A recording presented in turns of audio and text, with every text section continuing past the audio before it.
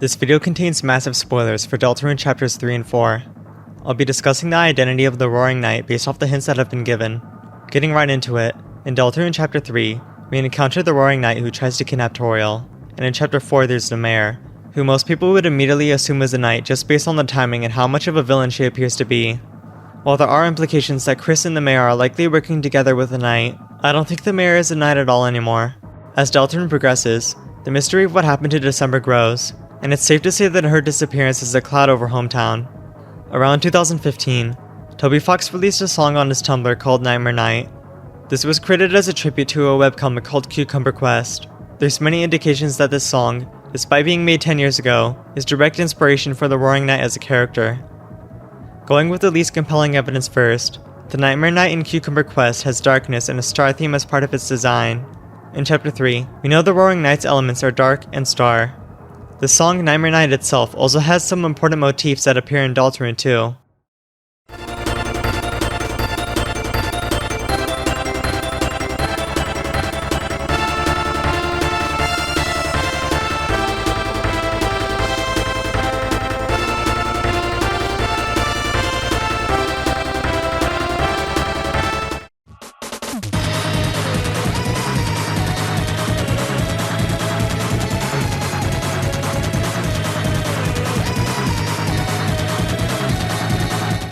This motif originating from Nightmare Night appears in an even more important spot too.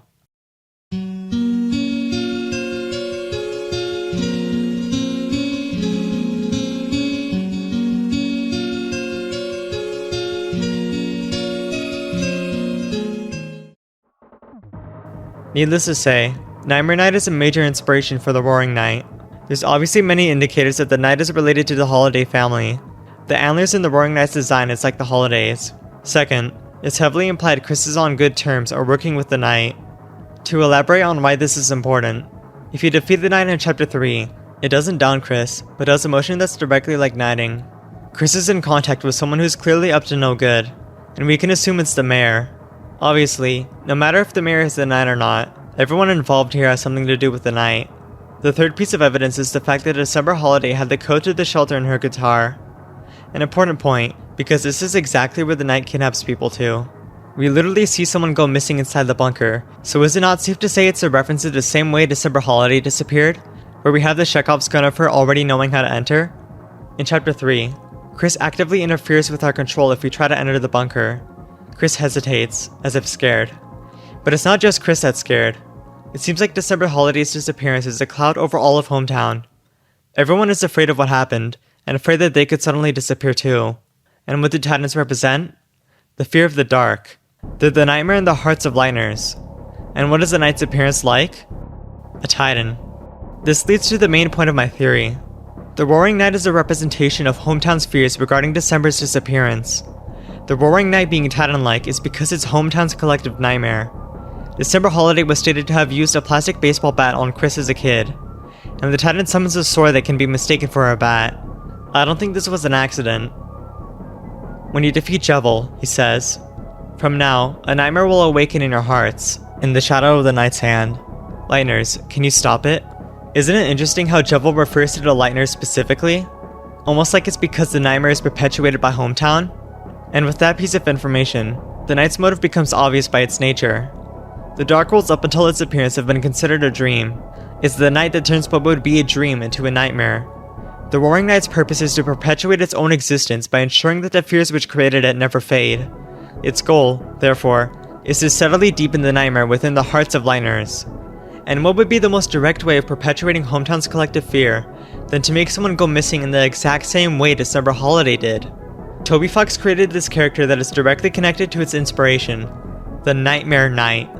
With this, I give my own idea of the actual truth behind the Roaring Knight and how the final confrontation will end. There is more to the night reflecting December's appearance than it seems.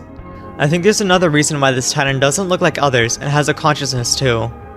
That's because I believe the night as an entity isn't alone. What if, inside of the bunker's dark world, December was there? And then hometown's collective fear of the bunker and everything that happened with December manifested inside of the world as a Titan. With the soul, we could use our light to purify Titans, but in this case, there's nothing December could have done to fight back. As a result, The opposite of purification happened. The light was subsumed by shadow. The Titan was victorious, and December was lost eternally in an endless night. I imagine everyone who was involved with the December case will enter the bunker for the final battle against the Roaring Night. Is everyone coming together despite their differences to overcome the nightmare? With the soul's light, we managed to purify the night, ending the nightmare once and for all. And what better way to narratively, metaphorically, and literally depict the end of Hometown's collective nightmare than for what remains of the night to be a December found. In Chapter 3, you can't check the Shadow Crystal in the Light World because the only Light World segment is a cutscene. However, a certain description was found in the game files if you could check the Shadow Crystal. You held the crystal up to your eye. For some strange reason, for just a brief moment, you thought you saw Undyne frozen in ice.